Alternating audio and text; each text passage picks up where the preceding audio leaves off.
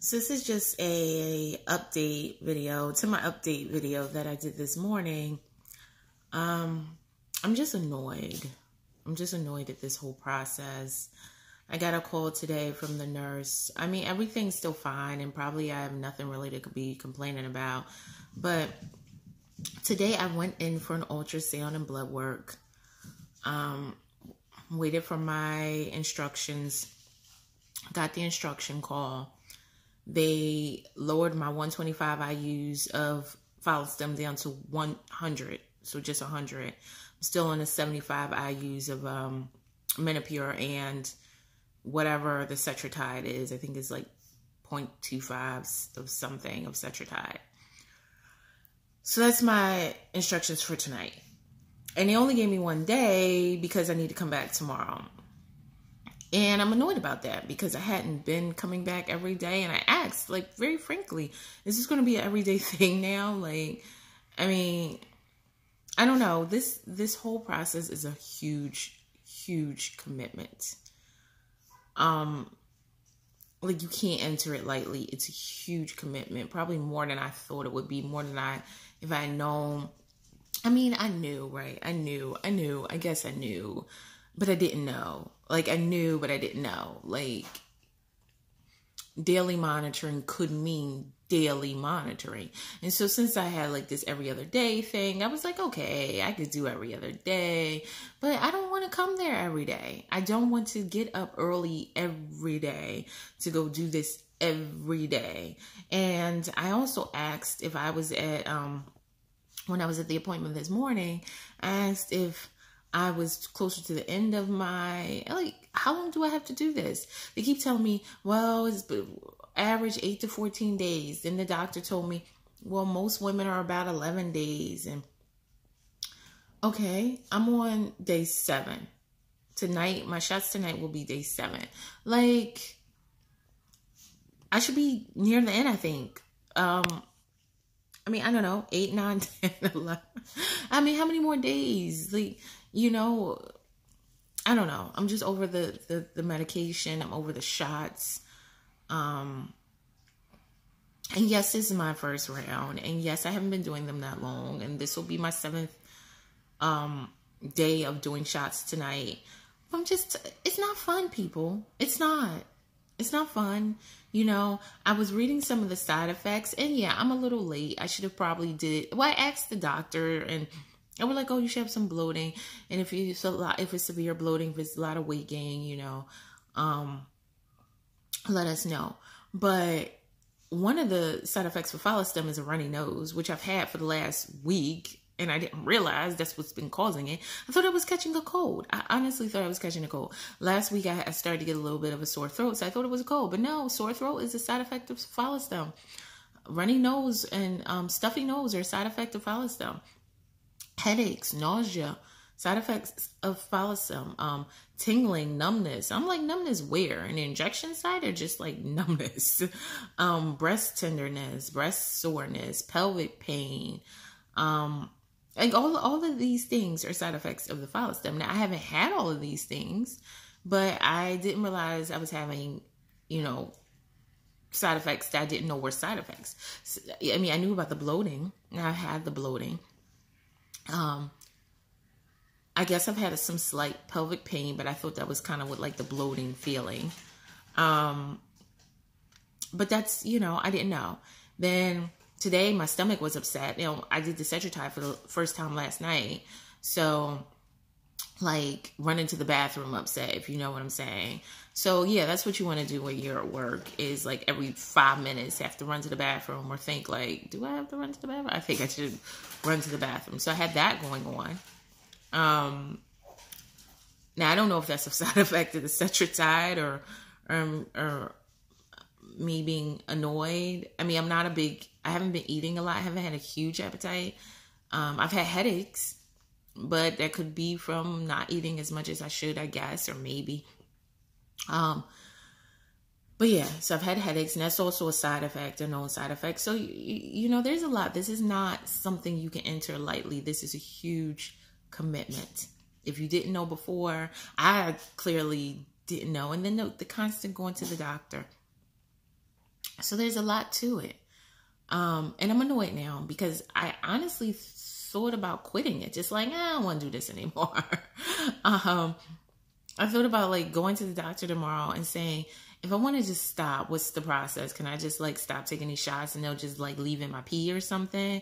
Like, hey, what's the process? I don't know. I don't know. I don't want to do it. I don't want to go to the doctor anymore. I'm tired of giving the shots. My side effects haven't even been that bad and I'm tired of them.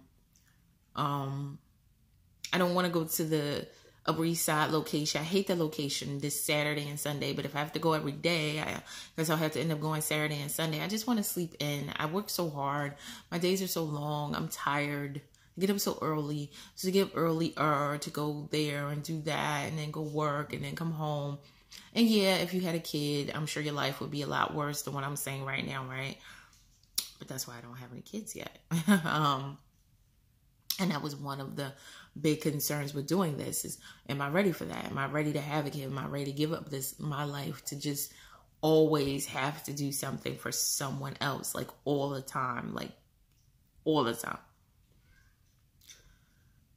It's biology, I tell you. If not for that impending deadline looming over my head and the fact that it hasn't happened, I might just try naturally for the next 5 years, until I'm 40. And then say, all right, let's do this. But I don't know. Am I too far in to turn back? If I turn back, will I ever come back to it? I mean, I don't know if I will come back, My current insurance is really good and it's covering a whole lot of this. My out-of-pocket expenses are very minimal, very minimal. When I say minimal, I mean this can cost between $15,000 and $20,000, with not including medications. I'm not paying any of that. I don't even pay copays at all these visits. I mean, I have a pretty blessed deal there. The only thing I've had to pay for thus far, since officially starting the IVF process, has been my medication. And I didn't even pay for that out of the full cost of it. It was primarily like 90% covered. And without the insurance and without coverage, oh my God, some of those medications are just like $4,000 without refills. And you can shop around and find them cheaper actually in different places. But the pharmacy that I am using without the medication, my Menopur prescription was almost $4,000 by itself. That was without the refills. The Follistim was, I think, like $2,000, and that was just 2 medications.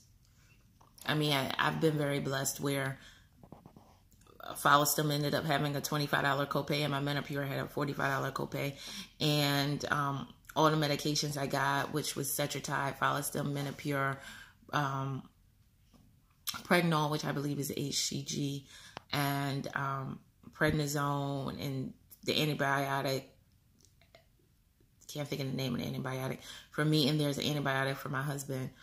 But I paid, not including his antibiotic, he had a $5 copay.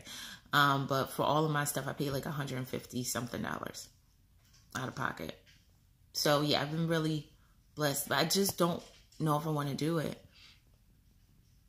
And it's a huge mental, physical, emotional commitment.